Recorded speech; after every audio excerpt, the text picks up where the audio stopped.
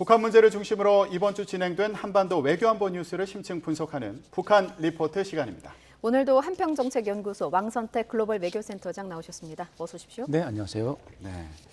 자, 지난주에도 북한과 러시아의 밀착 행보가 두드러졌습니다. 네. 세르게이 라브로프 러시아 외무장관의 북한 방문이 마무리가 됐는데 전체적으로 평가 어떻게 하십니까?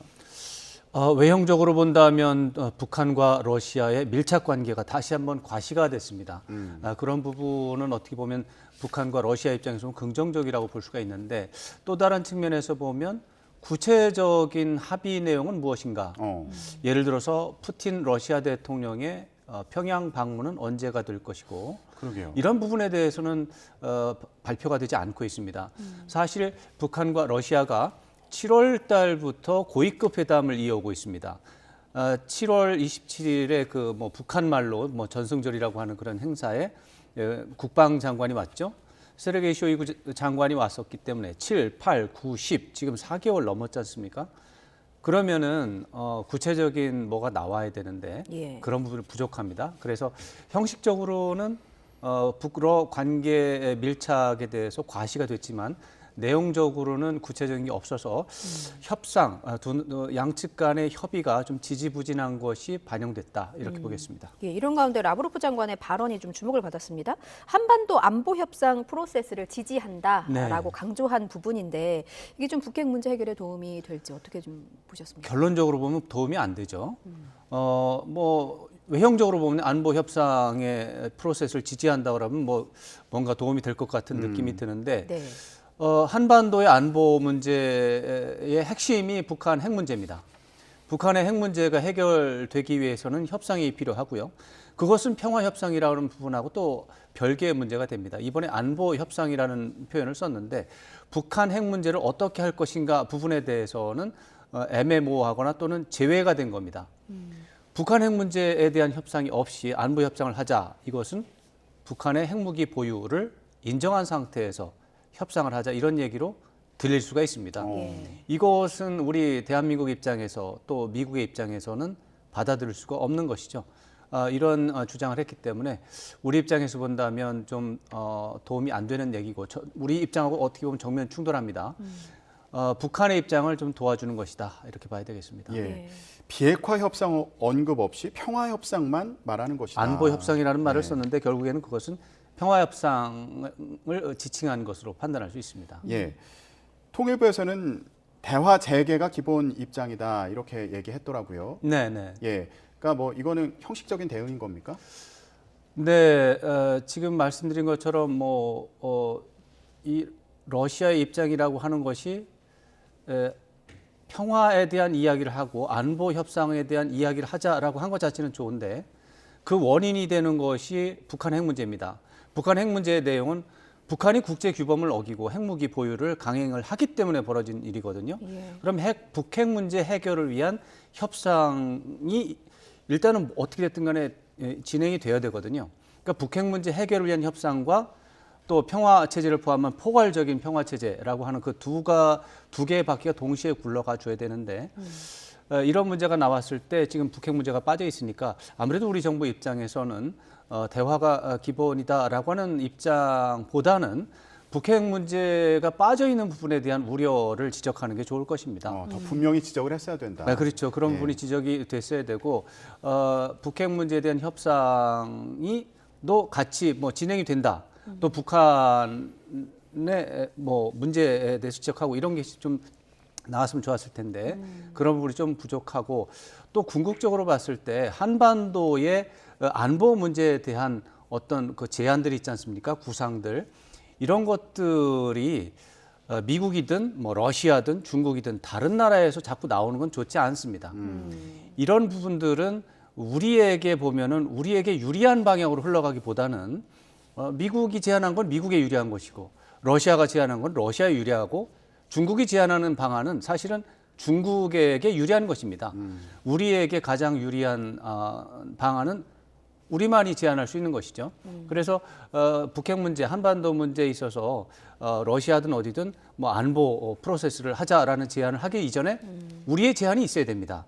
그래서 우리가 제안을 하고 거기에 대해서 러시아가 찬성하느냐 반대하느냐 이런 식으로 이야기를 끌고 가야 되는데 이번에 그렇지 않았고 그런 부분에 대해서 지금 우리 정부가 좀 더 노력을 해야 될 것 같습니다.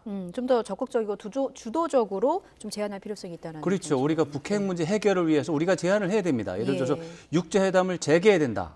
아니면 육제회담을 대체하는 사자회담을 뭐 해야 된다. 예. 아니면 평화체제 구축을 위해서 또 논의를 해야 된다. 이런 식으로 제안을 해놓고 네. 그 상태에서 미국을 끌어들이고 북한을 끌어들이고 중국을 끌어들이고 이런 식으로 가야 되는데 그런 것이 좀 부족하다 보니까 빈 공간을 러시아가 치고 들어오는 것이죠. 예. 좀 우리 입장에서는 불만입니다. 예. 북한과 러시아가 굉장히 밀착하는 행보를 보이고 있고 네. 또 북한과 러시아는 전략적 신뢰관계로 격상했다고 양측이 밝혔습니다. 네. 그 전략적 신뢰관계라는 게 구체적으로 어떤 부분이 좀 달라지는 걸까요? 사실 잘 쓰지 않는 용어인데 여러 가지 이제 외교에서 쓰는 용어를 이제 갖다 붙인 겁니다. 예. 국가와 국가의 관계에서 제일 높은 단계를 동맹이라고 하고요. 그 아래 단계는 이제 동반 관계가 있겠죠.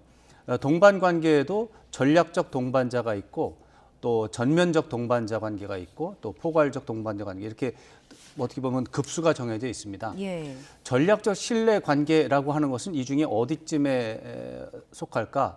중간쯤에 속할 것입니다. 여기에서 이제 분석을 약간 다른 방향에서 할 수 있는 게 북한과 러시아는 이미 과거에 동맹 관계였었고 이제 냉전 종식 이후에 동맹 관계에서 떨어졌긴 했지만 지금 이 정도 밀착을 강화하게 된다면 사실은 동맹 또는 동맹에 준하는 전략적 동반자라든가 전략적 협력 동반자라든가 그 정도 말이 나와야 되는데 예. 전략적 신뢰관계라는 표현이 나왔습니다.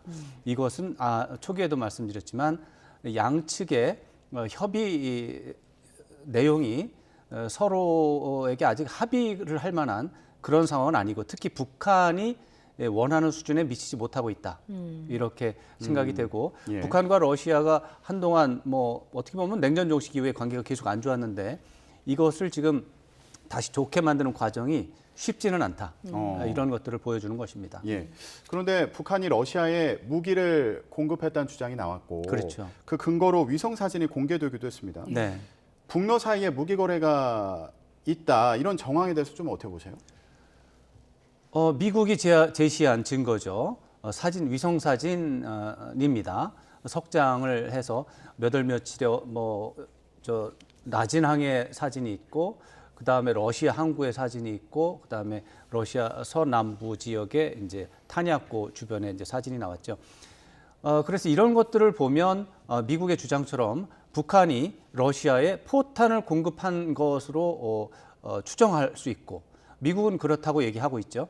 그런데 컨테이너 저석에 포탄이 있는지 없는지는 사실은 아직은 모르는 것이죠. 예. 우리 국방부도 논평을 하면서 컨테이너가 운송이 된 것은 사실이다라고 말을 하면서도 그 속에 포탄이 있다라는 말은 안 했고 그 속에 포탄이 있다면 수십만 발이 들어있을 규모다라고 해석을 한 것입니다. 결국에는 100% 그러니까 컨테이너를 운반한 건 사실이지만 포탄을 지원했다라는 말을 하기에는 아직도 문제가 있고 러시아는 그것은 단순히 소문에 불과한 것이다. 소문에 대해서는 논평하지 않겠다. 이렇게 이야기하고 있습니다. 그렇기 때문에 미국 쪽에서는 사실이라고 하고 이제 압박을 할 수 있겠지만 예. 러시아나 북한은 강하게 부인할 것이고 이렇게 되면 제3자들의 입장에서 본다면 잘 모르겠다. 이거 그런 거 정황 증거는 있는데 결정적인 증거는 없는 상태다. 이 정도에서 아직 머무르고 있다 이렇게 봐야 되겠습니다. 미국이 어느 수준으로 압박할 수 있는지가 궁금한데요. 북한과 러시아의 무기 거래에 대해서 모든 조치를 다해서 책임을 묻겠다는 게 미국의 그렇죠. 입장 아니겠습니까? 그럼 미국이 취할 수 있는 그 조치라는 게 어떤 게 있을까요? 마땅치 않습니다. 독자적인 제재 위에 국제적으로 적용이 가능한 그런 대응을 하기가 좀 쉽지가 않습니다. 예. 북한도 유엔 안보리 제재를 받고 있고 러시아도 국제 제재를 받고 있고 양쪽 다 제재를 받고 있기 때문에 국제 규범, 미국이 주도하는 국제 규범을 어겼을 때 국제 기구를 통해서 제재를 하는 것은 사실상 불가능합니다. 러시아가 지금 다 거부권을 행사하고 있으니까요. 예. 이런 상태에서 미국과 미국이 협력하는 동맹국들의 독자적인 제재 이외에는 없는 것이고 그렇다면 지금하고 달라지는 게 없는 것이죠.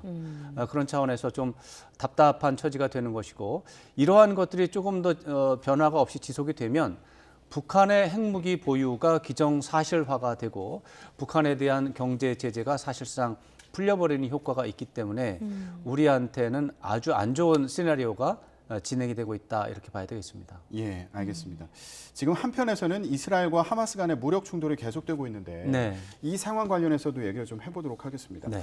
한반도에는 어떤 영향이 있다고 봐야 될까요? 현재로서는 직접적인 영향은 없고 물밑에서 엄청난 압박이 오고 있다 이렇게 표현할 수가 있겠습니다.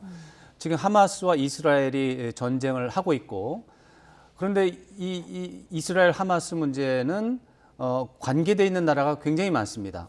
우선 군사 강대국들, 미국, 중국, 러시아가 다 관계하고 있고 또 이란이 배후에 있고 또 사우디가 또 관계하고 있고 예. 카타르도 밀접하게 관련이 있습니다. 당연히 팔레스타인이 주체고 거기다 이집트도 있고 요르단도 있고 터키가 있습니다. 제가 말씀드린 지금 이 나라들이 각기 다 다른 생각을 하고 있고 이 나라들이 어떤 식으로 외교를 하고 협상을 할지 알 수가 없습니다. 예.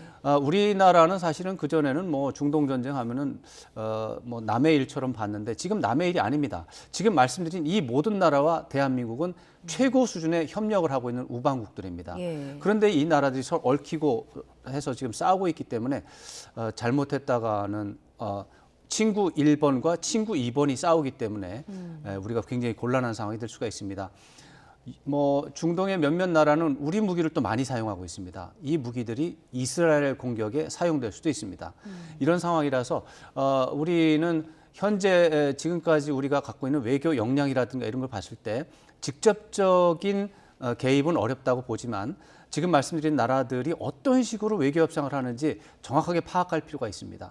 그래서 거기에 따라서 우리의 국가 이익을 지켜낼 수 있는 제3의 방법을 찾아야 되는데 쉽지는 않을 것 같습니다만 그게 우리의 외교 목표가 돼야 할 것 같습니다. 예. 다만 외형적으로 직접적인 개입은 지금 말씀드린 것처럼 지금 말씀드린 상황 때문에 어려울 것이다 이렇게 생각합니다. 물밑에서 외교적으로 뭔가 기민한 대응이 필요할 것 같은데 그렇죠. 구체적으로 어떤 식으로 대응을 할 수가 있겠습니까? 외교 정책의 방향은 확전 방지죠. 지금 이스라엘과 하마스 간의 전쟁, 또 이스라엘과 이제 하마스를 돕는 헤즈볼라, 레바논에 있는 헤즈볼라 간의 전투, 그다음에 시리아에 있는 친이란 군사 무장 조직과의 전투, 이런 것들은 불가피한 면이 있습니다. 거기까지는 뭐 할 수 없다라고 치지만 여기에서 더 확전이 되는 경우가 생길 수가 있습니다. 예. 이란이 본격적으로 뭐 개입한다든가, 뭐 카타르가 움직인다든가, 뭐 사우디가 움직인다든가, 이집트가 뭐 이스라엘 공격한다든가. 이런 식으로 된다면 아까 말씀드린 것처럼 대한민국이 공급한 무기가 이스라엘을 공격하는 무기로 사용될 수가 있습니다. 이런 상황은 우리에게도 아주 안 좋을 수 있기 때문에 가능하다면 확전이 안 되는 쪽으로 최대한 우리도 협력을 해야 되고 지금 그것들은 미국이 그런 방향으로 노력을 하고 있습니다. 그러니까 아무래도 역시 그 한미 동맹을 중심으로 해서 미국의 외교 전략에 적극적으로 협력하면서 아까 말씀드린 여러 나라들이 있지 않습니까? 뭐 러시아, 중국, 사우디아라비아, 이란, 카타르, UAE, 터키, 요르단, 이집트, 팔레스타인 자치정부, 심지어 하마스, 당연히 이스라엘 이 나라들과 긴밀하게 정보 협력을 해야 될 것 같습니다. 예. 지금 미국이 사태 해결을 위해서 노력하고 있다 이렇게 그렇죠. 설명해 주셨는데 얼마 전에 바이든 대통령이 이스라엘을 방문했잖아요. 그렇죠. 예. 예. 성과 있었다고 보십니까? 일부는 있었죠. 그게 바이든 대통령이 급하게 날아간 첫 번째 이유는 이스라엘이 가자 지구에 대한 지상전을 감행하는 것을 늦추기 위해서입니다. 그런데 지금 아직까지는 지상전이 시작되지는 않았지 않습니까? 예. 그런 거로 봐서는 일단은 성공한 것으로 봐야 되겠습니다. 사실은 블링컨 국무장관이 지금 이제 딱 14일 됐지 않습니까? 전쟁이 나자마자 며칠 지나서 바로 이제 블링컨 장관이 중동을 돌면서 지상전으로 확대되는 것을 막기 위해서 노력을 했는데 아마도 그 부분에 실패가 나서 바이든 대통령이 가서 네타냐후 총리를 직접 만나서 설득한 것 같습니다. 예. 일단은 며칠은 벌은 것 같고요. 그럼에도 불구하고 며칠이 지나서 지상전을 감행을 한다면 미국의 지도력, 바이든 대통령의 외교 능력 이것은 현저하게 훼손될 것입니다. 예.